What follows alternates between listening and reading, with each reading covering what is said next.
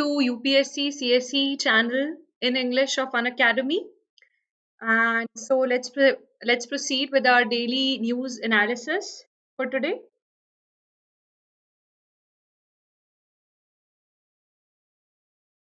So folks, first things first, first about myself. So I'm basically Siddhi Bangard, and I did my undergraduation from BIT Mesra in computer sciences engineering, post which I decided to prepare for civil services examination, and I appeared for mains 4 times and then for an interview. Then I did my post graduation from PGD HRM XLRI Jamshedpur, and I have a teaching experience of 3 years, and I have mentored numerous students for both civil services and MBA exams. I've mentored them for interviews. My hobbies and interests are playing cards, and I'm also a fitness enthusiast. So, in the next 45 minutes or so, we will be discussing the major articles from the Indian Express, and I hope you get a lot of information out of this. So, let's proceed.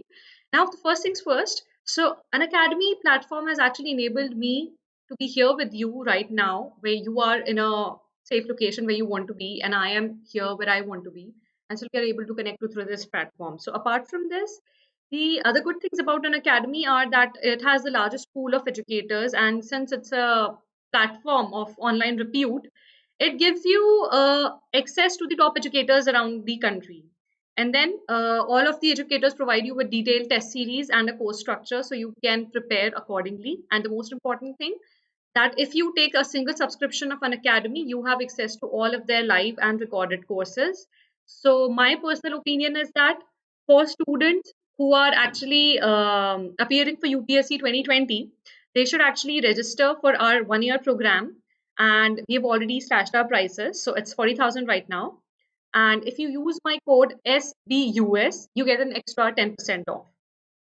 And also for those appearing for UPSC 2021, my suggestion is that right now the prices are very low. It's just 48,000 for 2 years. And if you use my code SBUS, you get an again 10% off, and the cost reduces to 43,200 rupees.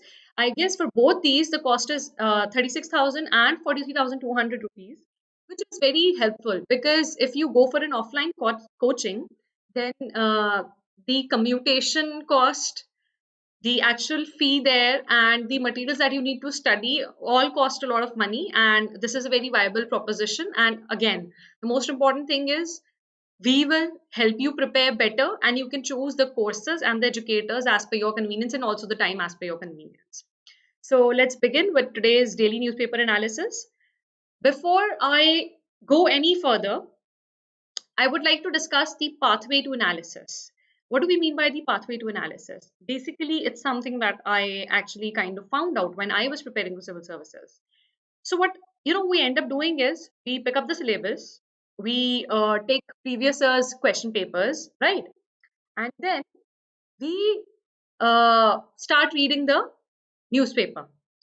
Like we keep both of these together, and we start reading the newspaper and look for exam oriented articles and exam oriented news. We make notes out of that and then try to retain those notes at the time of exam, revise, and then go and write answers. But what happens in the examination halls is that you end up half recalling things like this, or you end up recalling the incorrect facts. That's bad. Then what happens is you lose time because you are busy half recalling things, or you are writing wrong facts, and then hence your answers lack quality, which results into basically you getting or end up getting lesser marks in your exams. What we will focus in this newspaper coverage strategy is the question and the answer. That's what fetches you marks, writing the right answer for the question. So we will anticipate issues and prepare model answers around them. So our strategy will be to identify issues relevant to the national and international situations that we are facing, develop our opinions and answers around them by extensive writing practice. Since your mains examination is a subjective examination, fetches you the most marks for featuring into the merit list, and it involves a lot of writing, so we will be writing a lot. So be here with me. As I already told you, about me, and I have had a brilliant academic career, there are two things that I discovered. First, I was very attentive in my classes, and second, I always wrote a lot. I wrote down everything so that it's easier to recall. When you write down something, you commit it to memory. So we'll be doing a lot of that. Stay with me and do as I say at the end of the session. Coming to our next thing is, so we'll be doing the daily news analysis for UPSC CSE for today. That's 11th May. First, we'll cover the international news. Now, there were three articles, different articles on the international news part. First was that our initiatives, not only for our own nationals, Indian nationals, to save them, to evacuate them from the different places after the coronavirus broke out, but also how we are helping out the other island nations around us. So India has always been very benevolent to all the island countries surrounding it. But this is the first time that we have actually sent help to all the Western island countries except Sri Lanka for the first time. That includes the Maldives, Mauritius, Madagascar, Comoros, and Seychelles. What we are sending here is the medical teams, the medicines, and the essential food items in light of the coronavirus scare. And what this all comes under, actually, this is a part of Mission Sagar, security and growth for all initiative taken by our Prime Minister Modi. Then we have right now excluded Sri Lanka, and we'll be sending our ships there soon. Also, we need to remember that Operation Samudra Setu is the name of the rescue operations being carried out by India. And under the same operation, INS Magar has gone to evacuate Indians from Maldives. And they're already evacuating them from there and bringing them back to Kerala. The second news article was about NAM, or Non-Aligned Movement. Now, regarding this organization, so this was set up in 1961. Okay, and here it has 120 members, 17 observer states, and 10 international organizations as its observer states.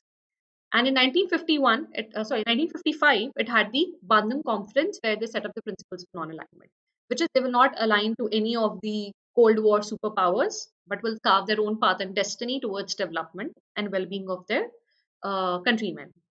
Here, what happens is, so our PM has actually skipped the previous two meetings. So the NAM meetings happen once every 3 years. So our PM has kept the previous two meetings, one in Venezuela and one in Azerbaijan. So this time he actually gave a speech there, and he said that the world should come together for coronavirus, to fight coronavirus, and it was welcomed. So why this is an important news? Because when BJP, or when this present government came into power, it was felt that maybe they do not give much importance to NAM because of the closeness that was growing in between, what do you say, our Prime Minister and the President of the USA. We were growing really close to the USA because we have very strong economic ties with them and defense ties with them. And they only gave us the NSA waiver, that is the Nuclear Suppliers Group waiver. So since then, we have been a little more inclined towards the USA. So this comes like a welcome change. And why it becomes important is because right now, in the new scenario, how this whole NAM thing becomes relevant is there are four points that they've mentioned, which I find to be very relevant. First, there has been some Cold War actually brewing between US and China. As much as their trade ties are very strong, but the current coronavirus crisis and the previous currency manipulation by China has actually left a bad taste on everybody. So India needs to carve out its own political space away from both of these countries. So we are not playing favorites here. The second thing is, actually we haven't been talking much about the global south. So we have more in common with the global south than we have with the USA or with the China or the other countries. So in that case, it is imperative that India comes across as a voice for the global south, which includes Africa, which includes a majority of South America, or South America itself, which includes a lot of other developing countries. And the NAM already actually stands for all the developing countries which are a part of these grouping. Lastly, NAM will act as a tool, as a platform for us, where we can actually bring the international organizations to accountability. For example, how did the WHO fare in containing the current coronavirus crisis? It's an international organization with so many rules and regulations. How has it fared? Or it's a place where we can actually air our views, and we have so many developing countries supporting us. So it's a huge, huge platform for India. Now, another boundary issue is there, that's with Nepal now. So it becomes important in the wake of that Nepal is a friendly country to us. So what is it? It's a Mansarovar link road controversy. So it's controversy about a 19-kilometer road that's been made in Uttarakhand and actually has been inaugurated in the Pithoragarh district. India claims that the territory is its own, whereas Nepal says that the territory belongs to Nepal, and India has actually manipulated the boundary lines and shown that territory to belong to India. And this Lipulekh Pass is at the tri-junction of Nepal, India, and China. So, as per Nepal, that the Sugauli Treaty of 1816 says that Limpi Odhurwa, Kalapani, and Lipulekh should actually belong to Nepal, and that's where the contention lies. So there'll be more news coming on it post the coronavirus because countries have decided to have a very diplomatic chat on it and resolve the issue amicably. Next is, so there were a couple of articles today. So there was a theme running in the whole newspaper today. There were two things actually. How to gracefully exit from the lockdown, because it is actually appearing to a lot of people around the world that to continue with the lockdown is not a very viable thing to do. And secondly, the issue has been about the laborers, the migrant workforce, and how to use them to revive the economy, or what can we do for them to actually, make their lives better. The focus is actually again shifted back to them, which is also linked to the labor reforms now, which I'll be talking about today. Coming to exiting the lockdown. Now, this is an article by three women, and they have actually put the whole food security thing in perspective of the women actually. So it becomes very important because we have had food security and other issues related to the Food Act before, but not from a women's perspective. So this becomes very important. What they're saying is that instead of cash, which the government is planning to do, that it will transfer 500 rupees in the Pradhan Mantri Jan Dhan Yojana accounts of women, you better give them food, because right now, more than cash, what they need is food security. If you have seen these snippets of workers traveling all the way back to their hometowns, not having enough to eat because they cannot buy food items or they don't have the money, they said it's better to have a universal PDS right now, so that if the women are poor, if they are if the roads are not accessible, say somewhere, or if there is any other inaccessibility issue, say they have been excluded, which is a very big problem in India, where whenever there are surveys to actually make a policy for certain target population, a lot of people get excluded. And it has happened here also. So according to them, almost 175 million poor women remain excluded from the PMJDY Yojana, or the Pradhan Mantri Jan Dhan Yojana. So it's better to have a universal PDS and give them food in the times of Corona instead of cash. That will create food security and at least help them sail through. Now, this universal PDS thing has been going on for a while. So it becomes very important because even right now, the government, even right now, the economists have been actually suggesting for a universal PDS for quite some time. For example, a couple of days ago, I think on 6th May itself, uh, there was an interview with Abhijit Banerjee. He also suggested universal PDS, that give food grains to people, make the PDS universal for a while, where everybody can access the PDS shops and get their grain quota from there. The same has been said by our very well known economist Raghuram Rajan and a lot of other think tank people. So it's imperative that we consider this.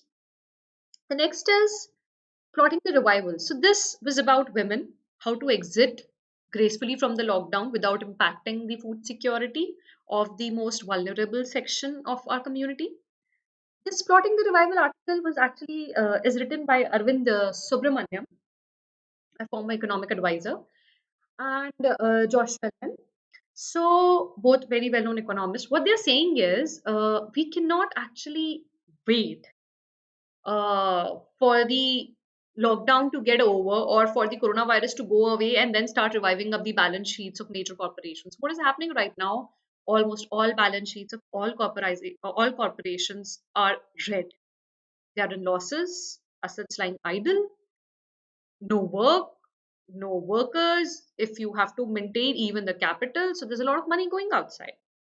What they're saying is that we maintain a lenient yet pragmatic approach to solving this crisis, because if we don't handle it right now, the bailout amounts will actually only grow by the time we reach the end of the year. So they are trying to actually have an approach which closes before December 2020, wherein they say that within the framework of the bankruptcy code, the Indian bankruptcy code, we should what we should do is have SNAP, or the special non-adversarial procedures with the expiry clause. What does this mean?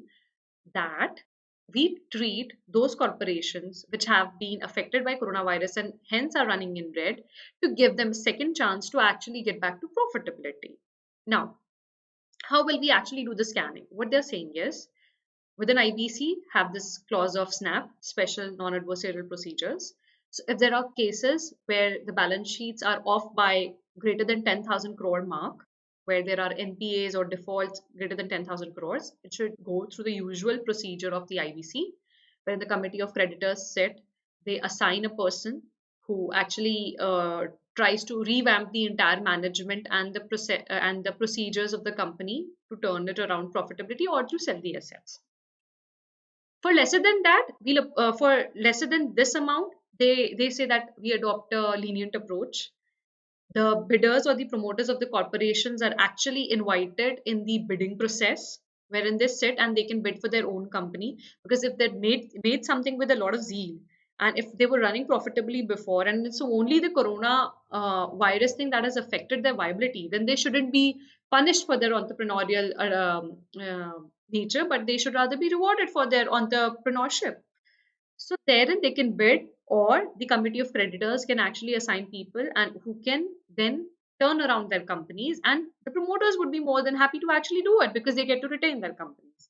That is what this article more or less suggests, and I believe that it is an exceptional solution to an exceptional problem.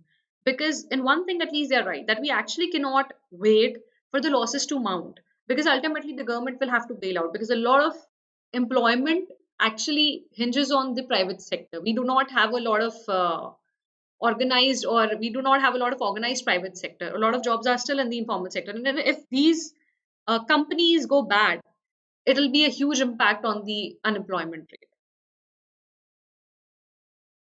Now, the next two articles also deal with similar revival capabilities or similar exiting of the lockdown, but under different dimensions. The first one is under agriculture. This is by Dr. Ashok Gulati. He says that what we should do is we should actually license all the exporters and retailers so that they can directly buy the agriculture produce from the farmers. Let's cut the middleman right now. He has also lauded the procurement of wheat or the rabi crop by the government of various states. They have done it very efficiently, and most of the farmers have been able to get almost 20,000 per quintal, 2,000 rupees per quintal for their produce of wheat. They're already preparing for their kharif crop. So it's a very good initiative. He said even in the conditions of lockdown, the government has really managed it very well. So that's something we can take away from this article. He also said not just license the exporters and retailers, but exempt them from the marketing fee, because they're any which ways not using the agriculture produce marketing committees infrastructure to get to the farmers. Also, he says it's a time to actually push the national agriculture market, or to push for digitization in the agricultural domain. So agriculture has been one of our rustic sectors, not has been very adaptable to the digitization wave that has hit rest of the country. So this is our time to actually make the national agriculture market a reality wherein a lot of people use it. So it's time to spread information about it and use it to cut down the middlemen, and hence reduce the food prices for the common men, and as well as make it easy for farmers to sell their produce.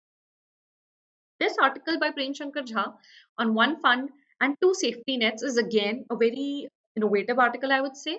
What he says is that, what has happened, first thing that the government said, now he has made a very valid point. He says that you are zoning the entire country into hotspots and non-hotspots, and starting the manufacturing activities in non-hotspot areas.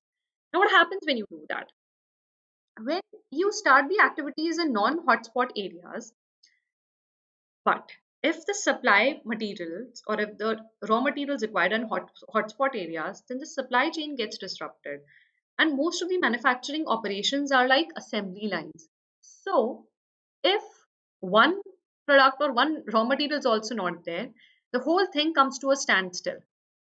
So even if the industry started, they actually cannot work. So he has a very valid point, and he says that the government has to stop treating it like a monetary policy or a fiscal policy manipulation, the current coronavirus crisis, because you cannot revive the economy by that. Because you cannot provide soft loans and control the credit rate or the deposit rate and then expect miracles in the economy. He says instead have a separate emergency fund built out of selling the treasury bills, which has to be done by the Ministry of Finance.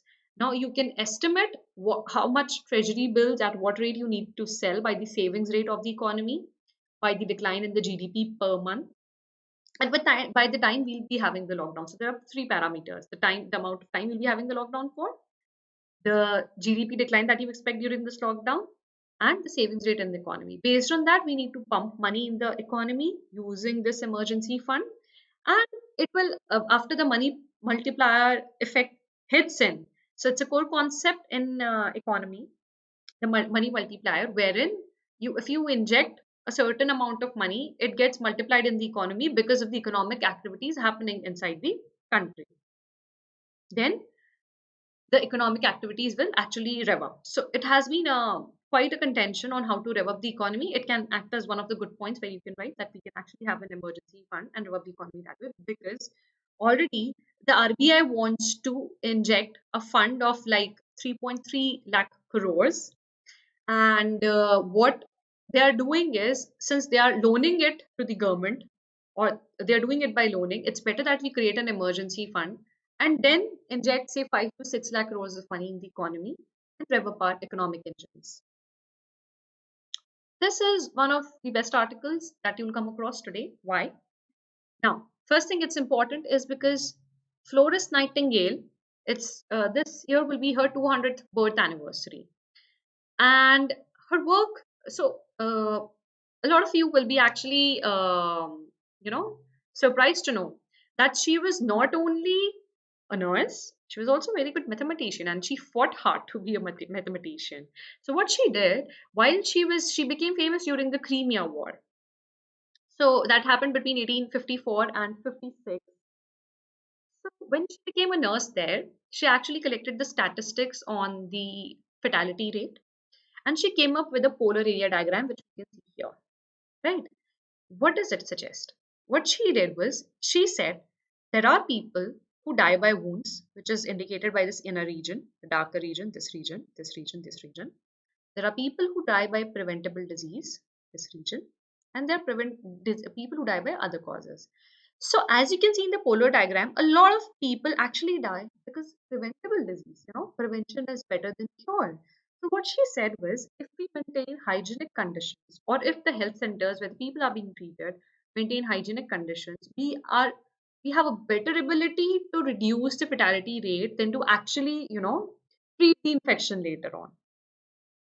So that is what we can use right now at in COVID-19 situation, where we can actually improve our health infrastructure, maintain hygiene. So when you keep hearing those commercials about washing your hands after every few hours, it's actually true. Maintain the hygiene so that we can effectively fight coronavirus 19. And in general, also, she supported maintaining hygiene to prevent a lot of diseases from occurring, which in turn reduce the mortality rate.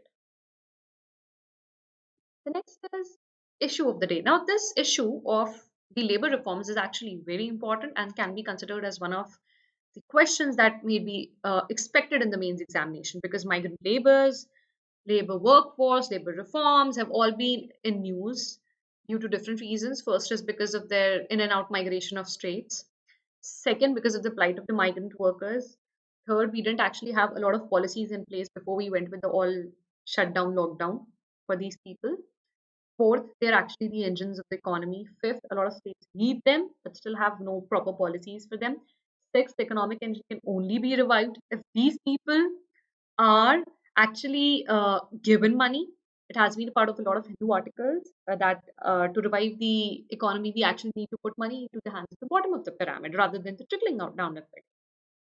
And lastly, the labor reforms have been in news for some time now, and the country is going big on actually reforming the laws and consolidating the laws. So this is one of its parts. There were two articles about it today, one in the editorial and the other on the question and answer page. So what happens is now India is considered to be a country with very stringent labor laws. You know, you have like a gamut of more than 100 laws, 200 laws, and 50 central laws, gamut of state laws, and around 50 to 60 central laws governing the entire labor movement in India or the labor reforms part in India. What happens here is right now, a lot of states have actually reformed their labor laws, or to rightly say, they have actually loosened their labor laws.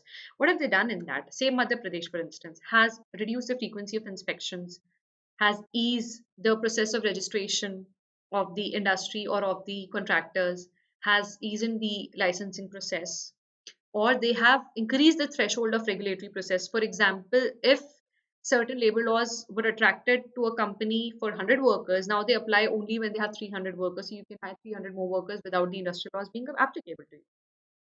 But in their bid to actually make it business worthy, they have ended up actually scrapping up or making certain very important labor laws ineffective. For example, the Industrial Dispute Act of 1947. It's one of the primary most important legislations for labor welfare in India. It actually intends to, its basic objective is to maintain peace and harmony in the industrial relationships, protect the workers from unfair employment decisions of the management. It also includes legislations or laws related to strikes, layoffs, retrenchments, etc. So, if we do not have certain rules and regulations in place, we should definitely carry out good reforms. But if we don't have any laws in place, it will create a lot of chaos and free pass for the management to do as it supposes. And it actually completely ignores the negotiation power for the workers.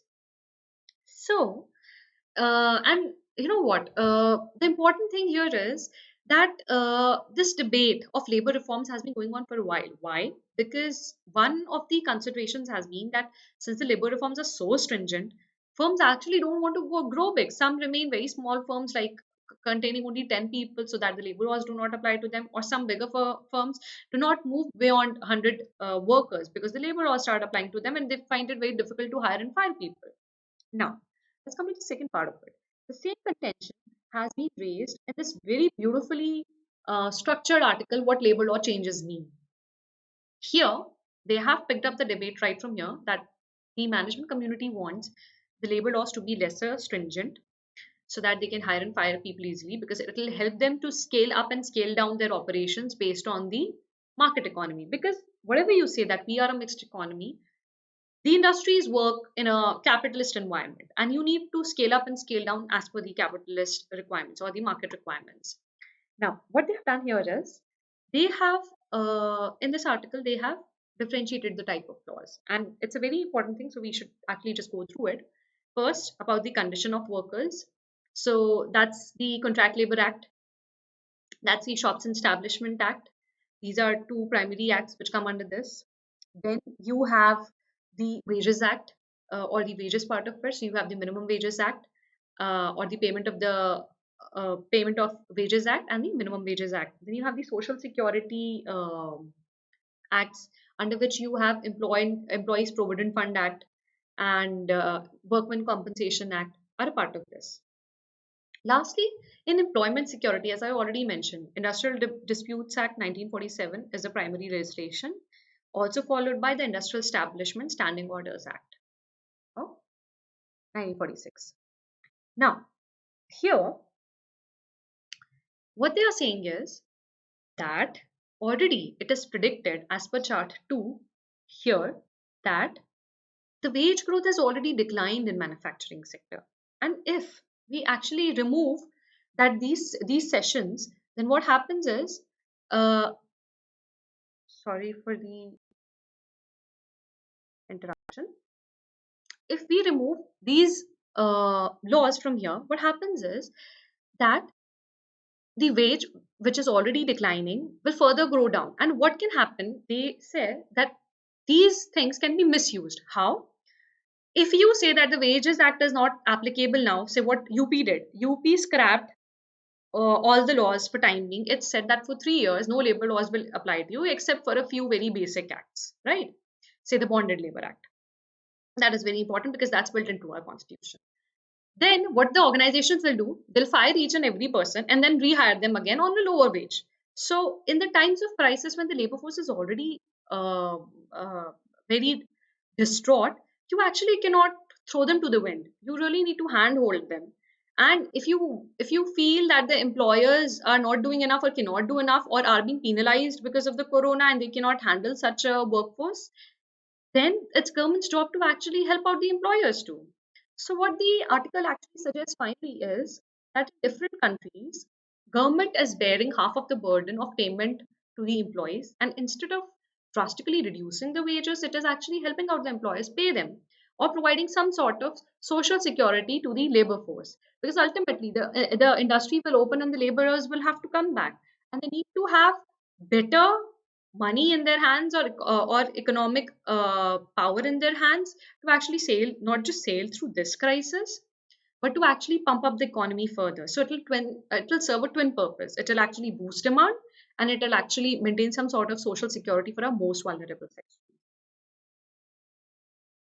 Last is Corona internationally. Now, what does this mean is how are actually countries dealing with Corona? What are the different issues that have come up? And what are people saying? So coming to the Gulf states, now we've already, so how many have you heard that there was a 10% rule in the Gulf states? It just started recently, wherein they said, I think around 2015 or 2016, they started saying that you will have to hire, you will just have 10% of foreign workers in the country. So this issue that these people should not have foreign workers because they're taking away all the Saudi or the Gulf jobs has actually now come to the forefront. What they are actually realizing is that the migrant worker population is actually very important for them. Second, the prices of petroleum or the crude oil are going down. So now they do not have actually the wherewithal to pay everyone or to take social security measures into account. Third, if the migrant people are actually also the places where the migrant people live in these countries are also actually the hotspots of coronavirus. So if you transport them, there's nobody to work. If you keep them, they're the hotspots of coronavirus. So actually, some kind of social security needs to be built around them.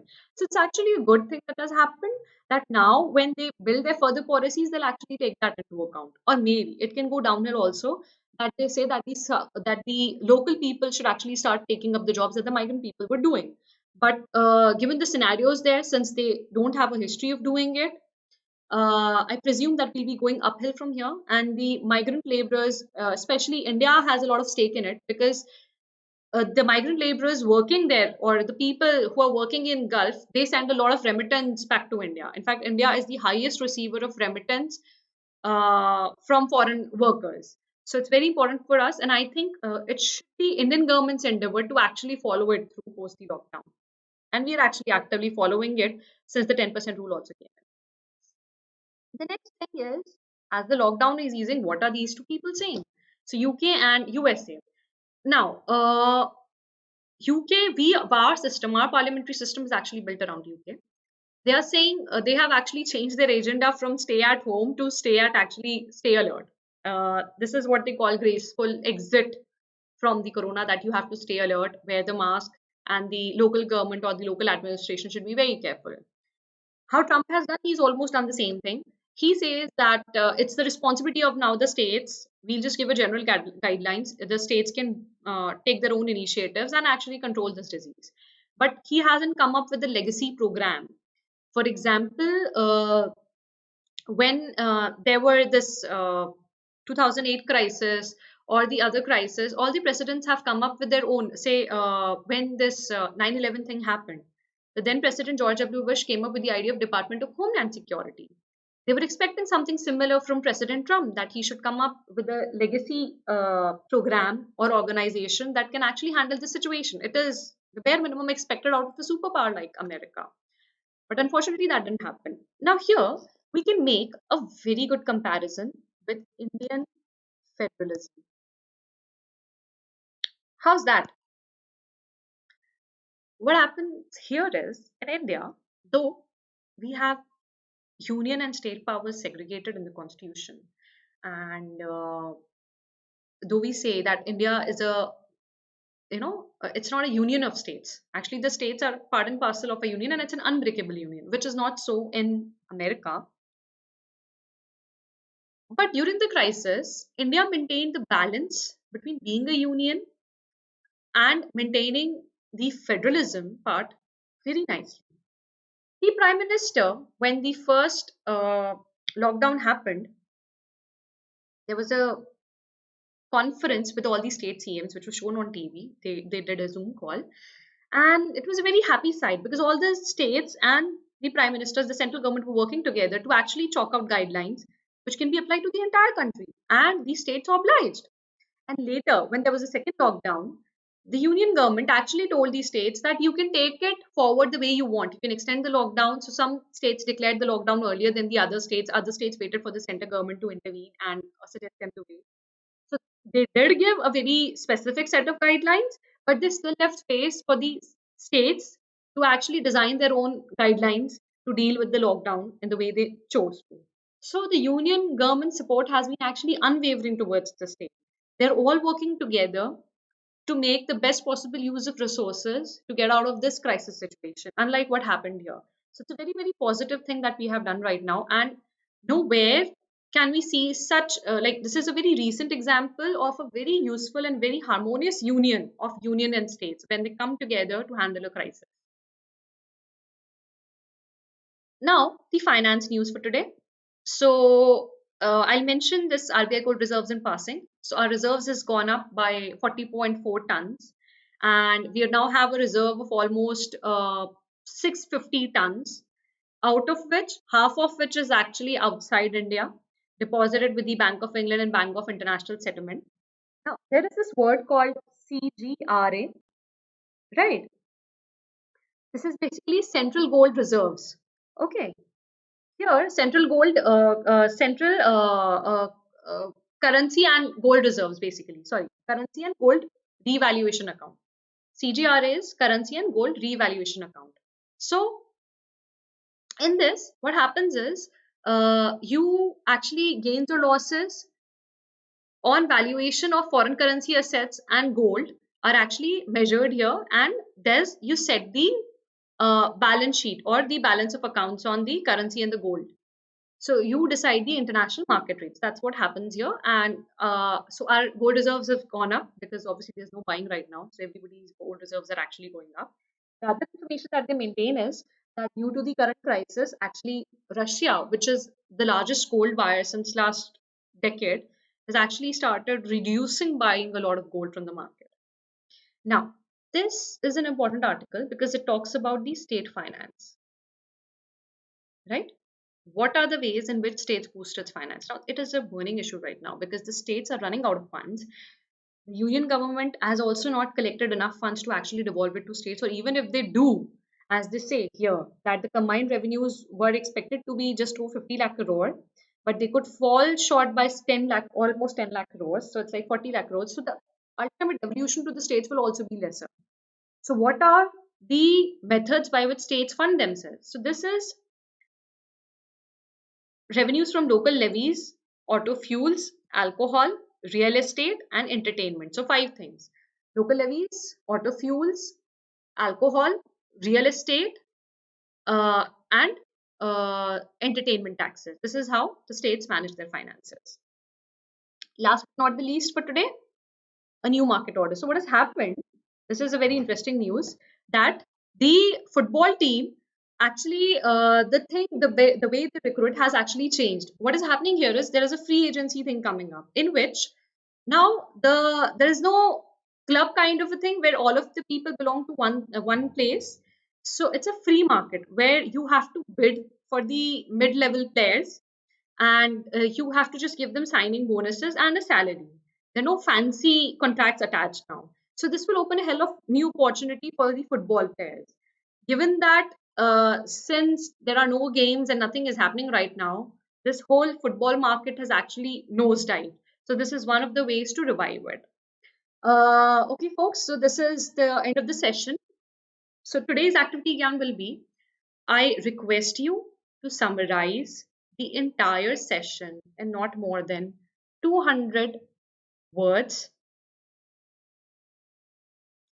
In not more than 200 words. So what happens here is, when you summarize the entire session in 200 words, along with some diagrams, you will retain what we have done today. Then, when you do it for today, you can attach this simple note in your current affairs notebook. I will also be sharing a 200-word summary of the entire newspaper analysis on my Telegram group and on my Unacademy website.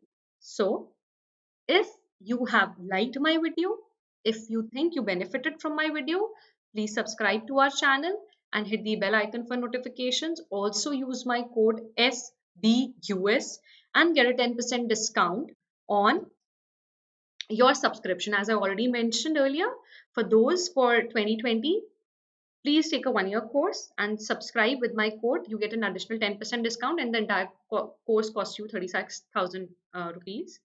For those who are appearing for UPSC 2021, please use my code SBUS and you get 10% discount. And the original cost of the 2-year course is 48,000, but you get it in just 43,200 rupees. But if you use my code, you get it in 43,200 rupees. So, having said that, we come to a close of our session.